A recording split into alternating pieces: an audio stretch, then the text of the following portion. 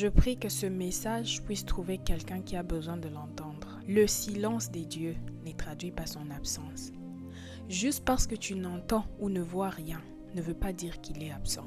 Vous vous rappelez de l'histoire de disciples dans la barque? Une grande tempête, le vent, des vagues. La barque était couverte par des flots.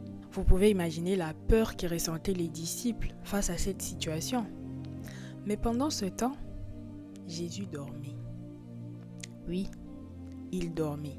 J'imagine qu'après avoir essayé de tout faire, après avoir cherché des solutions, ils se sont rappelés que le maître était avec eux dans la barque.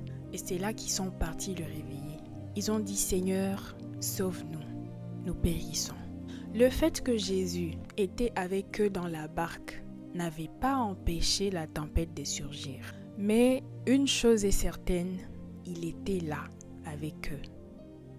Je ne sais pas ce que tu traverses, mais sache que Dieu ne va jamais te laisser traverser la situation seul. Il est avec toi. Il est avec toi dans la tempête. Notre Dieu ne t'attend pas à la rive gauche ou à la rive droite et te laisse traverser seul la tempête. Il est avec toi dans la tempête. Juste parce qu'il est silencieux ne veut pas dire qu'il n'est pas là. Il est avec toi. Il attend juste que tu lui fasses confiance, que tu arrêtes de te concentrer sur la grandeur de la vague, sur la grandeur de la tempête et que tu te concentres sur sa grandeur. Parce que quand les disciples s'étaient rendus compte, s'étaient rappelés qu'ils avaient le maître avec eux, ils sont partis vers lui et lui ont demandé de l'aide. Ils ont réalisé que pendant tout ce temps, pendant qu'on traversait la tempête, il était là. C'est par là qu'il fallait commencer. Et c'est pour ça que quand Jésus s'était réveillé, il leur avait dit « Homme de peu de foi ».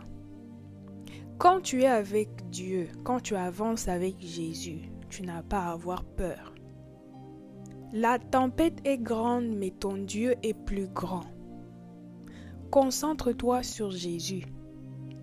Concentre ton attention sur Dieu, pas sur la grandeur de la tempête. Il contrôle le vent. La Bible nous dit que quand Jésus s'était réveillé, il avait menacé le vent et la tempête. Le vent avait obéi au Christ. Tu penses vraiment que ton problème lui est difficile? Tu penses vraiment que cette situation lui est difficile juste parce qu'il ne parle pas, parce qu'il est silencieux? Ne pense